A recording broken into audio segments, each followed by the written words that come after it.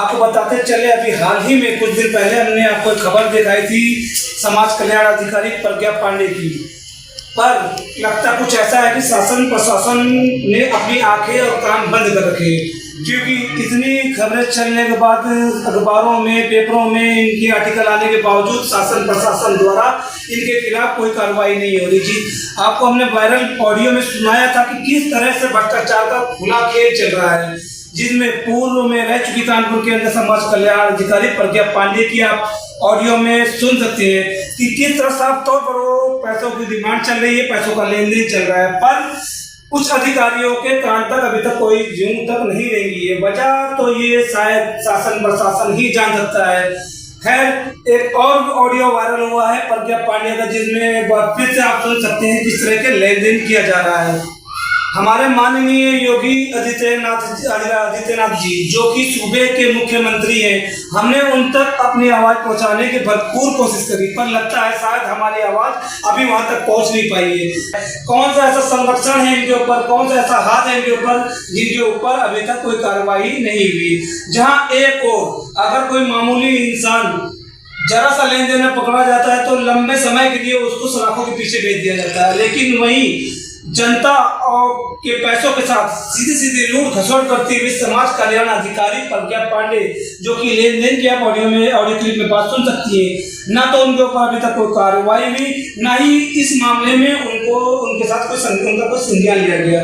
यहीं तक नहीं, ऑडियो में आप सुन सकते हैं कई लोगों के नाम भी साफ तौर पर लिए जा रहे हैं। क्या किसी एक को भी उठाकर या बुलाकर उनसे पूछताछ हुई?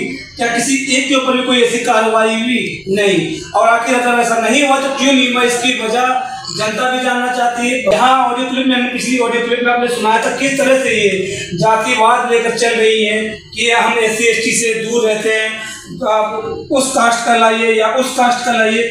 मतलब कि आप उस पद पे बैठ गई हैं तो आपको बरादरी भी आपको बड़ी चाहिए। अफसोस ये कि हमारे हिंदुस्तान में अधिकांश उस उच्च पद पर बैठे हुए अधिकारी ही भ्रष्ट होते हैं। वही कूटनीति ऐसी लाते हैं जिससे भेदभाव पैदा हो, जिससे समाज में एक दूसरे के लिए नफरत पैदा हो। क्या ये चीजें दूर नहीं होनी चाहिए? क्या ये आपराधिक श्रेणी में नहीं आती है, या फिर इसे बढ़ावा दिया जा रहा है? अगर इसे बढ़ावा दिया जा रहा है तो किसके संरक्षण में दिया जा रहा है? क्या ये खेल नया है या खेल लंबे समय से? ये भी जानकारी एकत्रित करना हमारे सरकार द्वारा कर्तव्य है उनका। पर अभी तक इनके ऊपर ना तो कोई कार्रवाई भी, ना जो इनका कोई संज्ञान लिया गया। ये वैसे ही जस के तस आज भी अपने पद पे बनी हुई है। खुले तौर पर ऑडियो में आप सुन सकते हैं किस तरह से ये काम को लेकर लोगों से बातचीत कर रही है, पैसों का लेन देन कर रही है, सुना जा सकता है। वहीं ऑडियो में जो अन्य लोग भी शामिल है, आखिर वो लोग हैं कौन?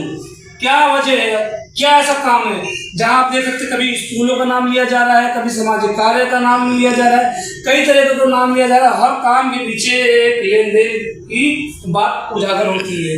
पर ऐसा क्या है जो इस अधिकारी के ऊपर कोई हाथ डालने से भी डर रहा है?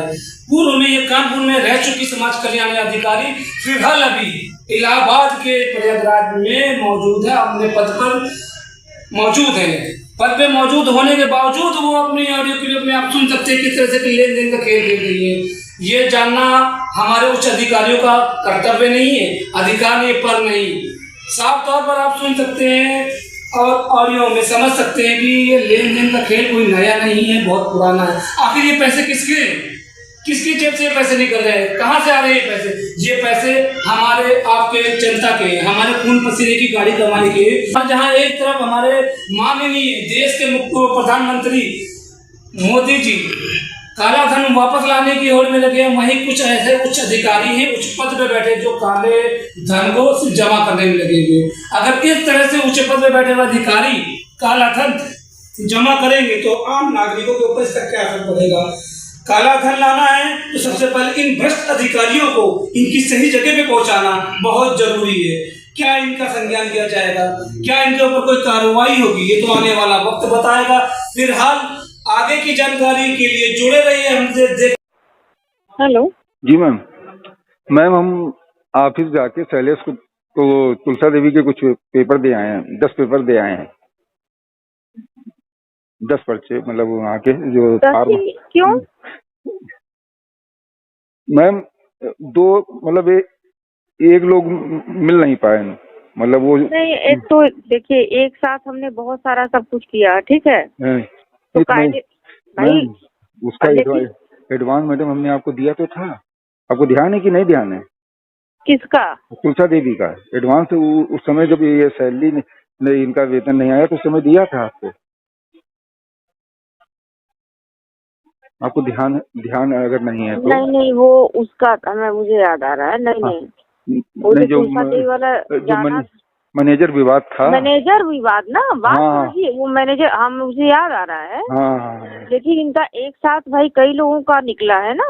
हाँ हाँ, तो ये मैम जब 12 हुआ 10 दे आए हैं मैम, 12 हुआ 3 चौको इनका 6 है ना, वहाँ पे कितने हैं? 6 टीचर देते हैं, वो एक नहीं देती है, बहुत दुष्ट है महिला मंजू अग्रवाल प्रिंसिपल, वो नहीं देती है मैडम। तो उस 12 होता है, 10 दे आए थे हम, आप थी नहीं, तुम शैलेश को दे आए थे। चलिए हाँ ठीक है, चलिए। जी।